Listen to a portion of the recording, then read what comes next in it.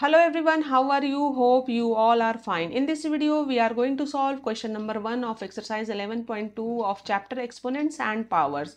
Question number 1 में है using laws of exponents simplify and write the answer in exponential form.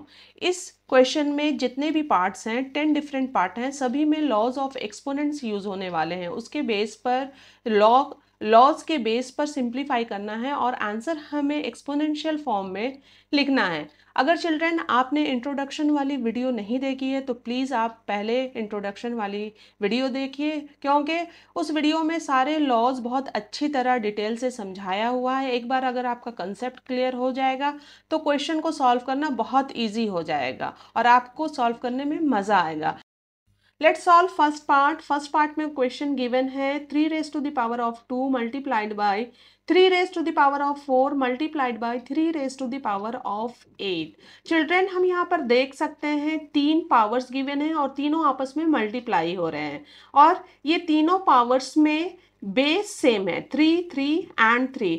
तो एक law होता है, जब पावर्स को मल्टीप्लाई करना हो और बेस सेम हो तो उनके पावर्स को हम ऐड कर देते हैं। ये लॉ है a raise to the power of m multiplied by a raise to the power of n equals to a raise to the power of m plus n। Base same है तो power हमने add कर दिया, तो same यही करना है इस क्वेश्चन में। इस क्वेश्चन में भी बेस सेम है, बेस को इक्वेट करेंगे और पावर्स को ऐड कर देंगे। 2 + 4 + 8, we will get 3 raised to the power of 4 + 2, 6, 6 + 8, 14. 14 is the answer of first part. Now see second part. Second part में question given है 6 raised to the power of 15 divided by 6 raised to the power of 10. अब ये दोनों powers में भी हम देख सकते हैं कि बेस सेम है, लेकिन यहाँ पर अब डिवाइड हो रहा है। डिवाइड होता है और बेस सेम होता है तो उनके पावर्स को हम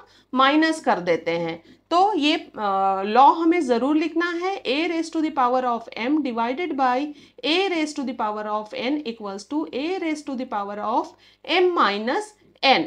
बेस सेम है तो पावर्स को मैंने सब्ट्रैक्ट कर दिया।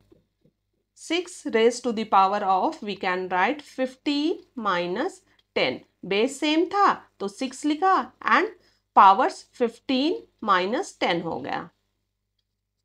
We will get 6 raised to the power of 15 minus 10 equals to 5. This is the answer of second part. Now solve third part. Third part में क्वेश्चन गिवन है a raise to the power of 3 multiplied by a raise to the power of 2।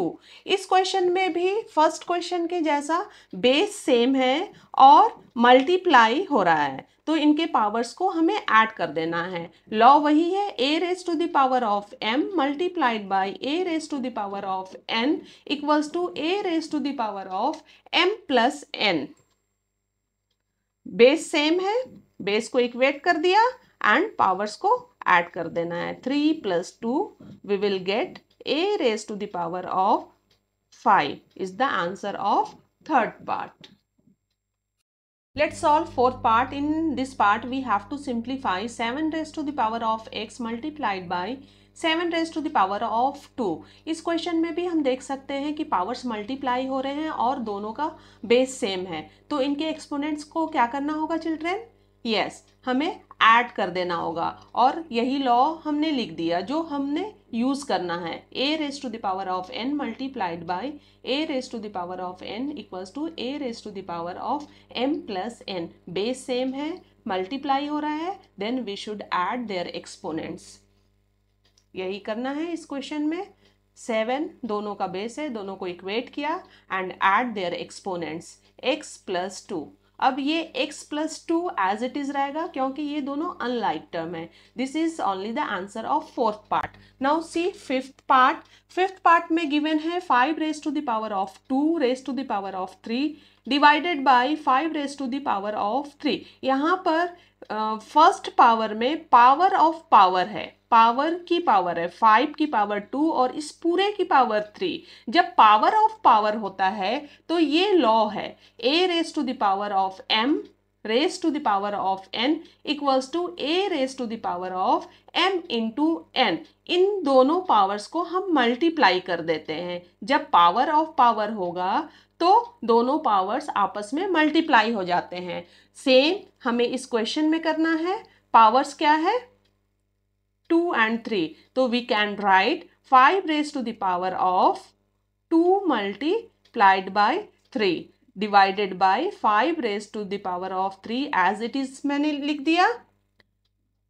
It is equals to 5 raise to the power of 2 3 6 divided by 5 raise to the power of 3। अब children यहाँ पर कौन सा law use करना है? यहाँ पर हम देख सकते हैं कि पावर्स डिवाइड हो रहे हैं और दोनों पावर्स का बेस सेम है, डेट इज 5। अब बेस सेम है, डिवाइड हो रहा है, then we should subtract their powers. और हम जो लॉ यूज कर रहे हैं उस लॉ को यहाँ पर जरूर लिखना है। Since we know that a raised to the power of m divided by a raised to the power of n equals to a raised to the power of m minus n. Now we can write 5 raised to the power of 6 minus 3. Powers को मैंने subtract कर दिया. We will get 5 raised to the power of 6 minus 3 equals to 3. It is the only answer of fifth part. Now start solving sixth part. In sixth part we have to simplify 2 raised to the power of 5 multiplied by 5 raised to the power of 5. Children यहाँ पर हम देख सकते हैं कि दो ऐसे powers multiply हो रहे हैं जिनका बेस तो डिफरेंट है लेकिन एक्सपोनेंट सेम है। जब बेस डिफरेंट होता है और एक्सपोनेंट सेम होता है तो हम एक्सपोनेंट को इक्वेट कर देते हैं और दोनों के बेस को मल्टीप्लाई कर देते हैं। तो ये लॉ है a raise to the power of m multiplied by b raise to the power of m। Base different है और एक्सपोनेंट सेम है तो हमने ये बेस को मल्टीप्लाई किया, a multiplied by b raise to the power of m, exponent को equate कर दिया। सेम काम यहाँ पर करना है, दोनों के बेस को मल्टीप्लाई करना है। We can write 2 multiplied by 5 raise to the power of 5, दोनों के एक्सपोनेंट को इक्वेट कर दिया।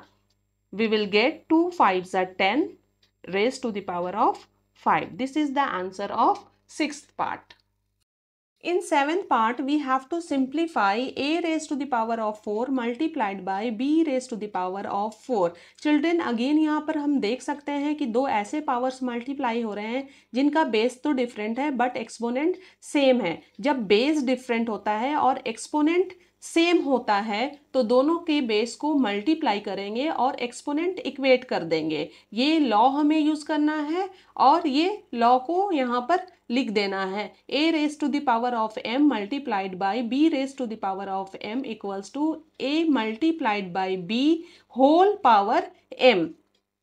तो सेम हमें इस क्वेश्चन में करना है, दोनों के बेस को मल्टीप्लाई करना है। We can write a multiplied by b whole power 4, दोनों के एक्सपोनेंट को इक्वेट कर दिया। Now we can write a into B equals to A B we can write and whole power 4. It is the only answer of 7th part. Now see 8th part. 8th part में question given है 3 raise to the power of 4 raise to the power of 3। अब ये power of power है और ऐसे question already हमने solve कर लिया है। जब पावर ऑफ पावर होता है तो दोनों पावर्स को हम मल्टीप्लाई कर देते हैं और ये लॉ हमने यूज किया तो ये लॉ यहाँ पर लिख देना है। Okay, a raised to the power of m raised to the power of n equals to a raised to the power of m into n। Powers को मल्टीप्लाई करना है, बेस एज इट इज लिखेंगे and multiply powers 4 into 3। We will get 3 raised to the power of 4 3s are 12। Solve 9 part. 9 part में question given है 2 raise to the power of 20 divided by 2 raise to the power of 15 multiplied by 2 raise to the power of 3।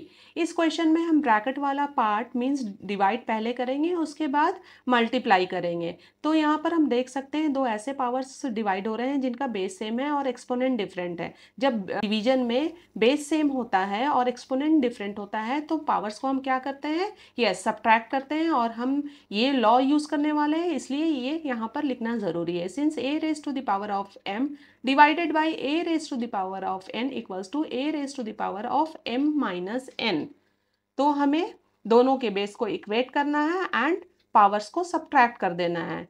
We can write 2 raise to the power of 20 minus 15 multiplied by 2 raise to the power of 3 as it is लिखा मैंने। Now we can write 2 raised to the power of 20 minus 15 equals to 5 multiplied by 2 raised to the power of 3। अब ये multiply हो रहा है दो powers और दोनों का बेस सेम है, तो एक्सपोनेंट क्या हो जाएगा, ऐड हो जाएगा। यस, और ये लॉ हम यहाँ पर लिख देंगे, a raised to the power of m multiplied by a raised to the power of n equals to a raised to the power of m plus n। तो यही करना है, बेस को इक्वेट करना है एंड एक्सपोनेंट को add कर देना है। 5 plus 3 we will get 2 raised to the power of 5 plus 3 equals to 8 is the answer of 9th part। 10th part we have to simplify 8 raised to the power of t divided by 8 raised to the power of 2। दो ऐसे powers divide हो रहे हैं जिनका base same है और exponent different है, तो दोनों के एक्सपोनेंट को हमें क्या करना होगा, यस सब्ट्रैक्ट करना होगा, और ये लॉ का हम यूज कर रहे हैं। Then we should write over here a raised to the power of m divided by a raised to the power of n equals to a raised to the power of m minus n। we can write 8 raised to the power of t minus 2। अब ये t and 2 दोनों unlike term है, तो दोनों minus नहीं होंगे और यही इसका आंसर हो जाएगा। Thank you.